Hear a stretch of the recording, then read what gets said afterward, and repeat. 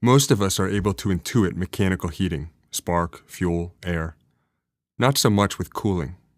There are two non-obvious rules of physics needed to visualize the compression refrigeration cycle, the air conditioning cycle. The first rule is that the heat of vaporization is powerful.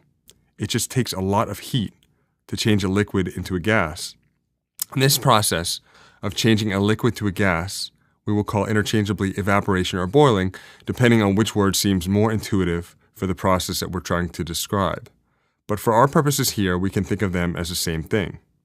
Now, the reverse of that holds also.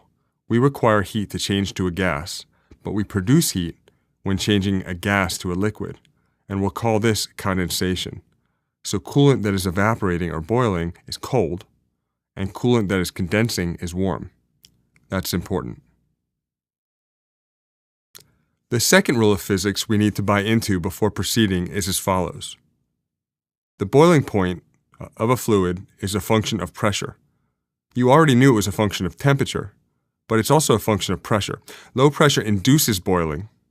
You may think of low pressure as kind of pulling apart the denser liquid molecules and thus changing their state to a gas. High pressure induces condensation. Again, we can think of high pressure compressing the dispersed gas molecules into a denser liquid. And all this boiling and condensing can be accomplished by pressurizing and depressurizing the coolant. You've likely heard that water boils in the high-altitude environment, which is another way of saying low air pressure environment of Denver, at some lower temperature. Well, it does. It boils there at about 195 degrees Fahrenheit rather than 212. And the opposite holds. Instead of 212, water boils in a pressure cooker at about 230 degrees Fahrenheit. This is important stuff because it means that if we put coolant in a loop, boiling can be induced by reducing the coolant's pressure in the evaporator, and this makes the evaporator cold.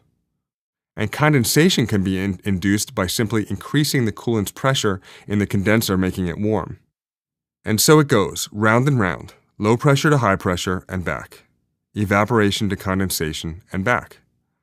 You directly experience something like mechanical cooling when operating an aerosol can that, when sprayed, has cooled in your hands. What's happening there is this.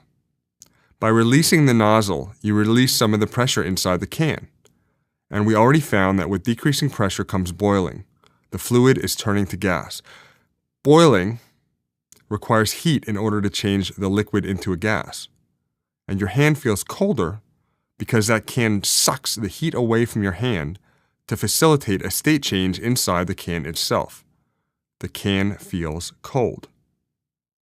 The compression refrigeration process. Let's diagram the compression refrigeration loop. Air conditioning. We'll start with a looped tube, a closed looped tube, and we'll fill it with coolant. Coolant or refrigerant is a fluid that, in this case, has a boiling point somewhere near room temperature. A fluid may be a liquid or a gas, and here, it will be a bit of both.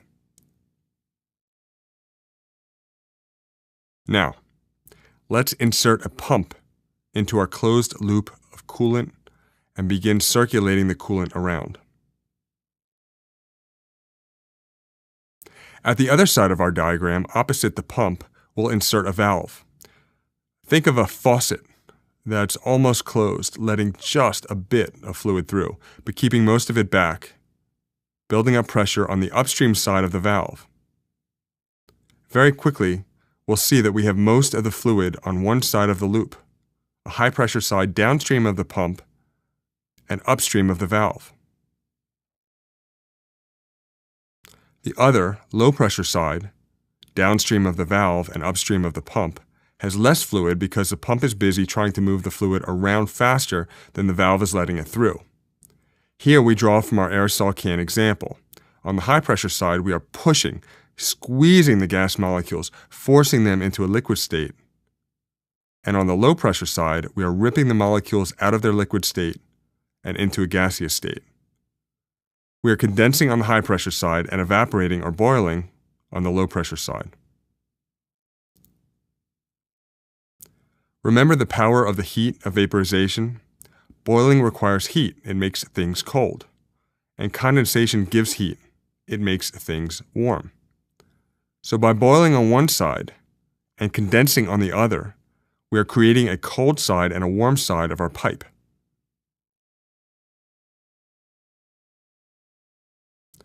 Now, let's position the cold side on the inside of our building and the warm side on the outside of our building, and add 2 fans, one per side, to bring air over each pipe.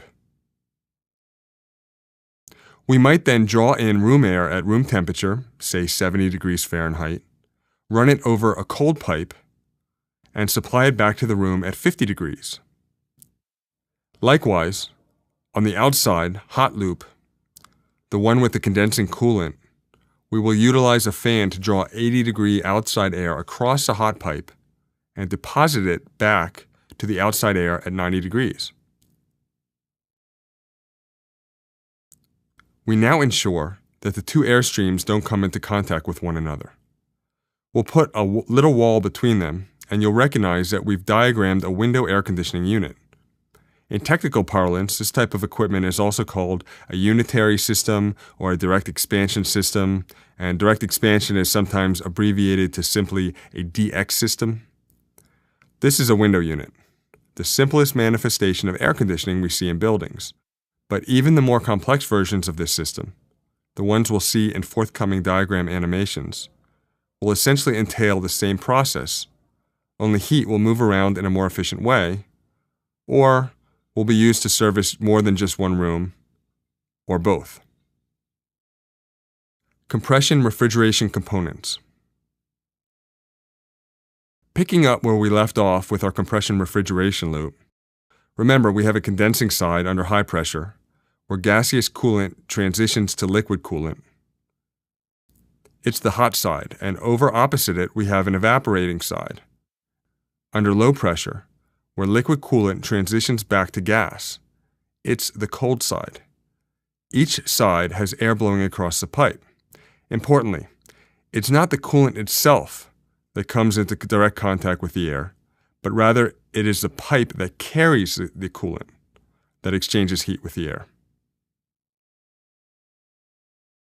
Now, since the air blows across the pipe for the purpose of moving heat, efficiency dictates that we would prefer to maximize the surface area of each pipe to facilitate heat exchange. We will draw it like this, as a squiggle, and refer to each heat exchange squiggle as a coil, though it may, in practice, look more like a series of metal fins. The part of the loop where evaporation takes place, the cold side, is termed the evaporator, and the portion of the loop where the gaseous fluid condenses is termed the condenser. What we were calling the pump that moves the fluid around is actually termed the compressor. And the valve that lets only a bit of fluid through at a time is called the expansion valve.